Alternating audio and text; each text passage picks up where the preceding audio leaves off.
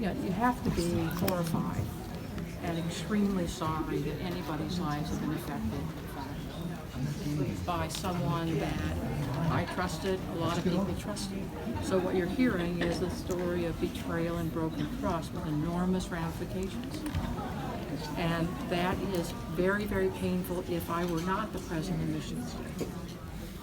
It is, so to put it in that context, it's not about the role here today. It's about a human being with all the suffering of someone who was extraordinarily trusted and had the potential to do so much good, and apparently in some cases did, but turned it into an horrific activity that did so much harm. The last woman that we heard from, she said that she was treated by Nassar while he was under investigation. Folks, there are pieces about this story that are public, and there are pieces that will be told. This is not the day to do that. This is a day for listening to the victims. There are many folks asking for accountability. Victims, survivors, parents. How do you respond? I think there are steps being made towards accountability, and there are other steps that will follow.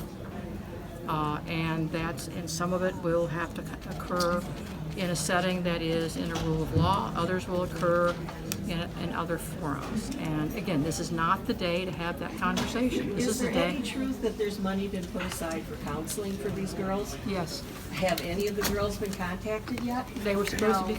Well, No. let me be. Okay. I do not know until listening for the last 2 days the names of the victims. Okay, well, So you're telling me, currently on the Michigan State gymnastics team, or I was when I go public, you had no idea who I was. Kathy Klages was coaching me, and you didn't know. What we've done with the Victims Fund is have that set up. It's available to those heard in the MSU, through the MSU clinic, through MSU students and others.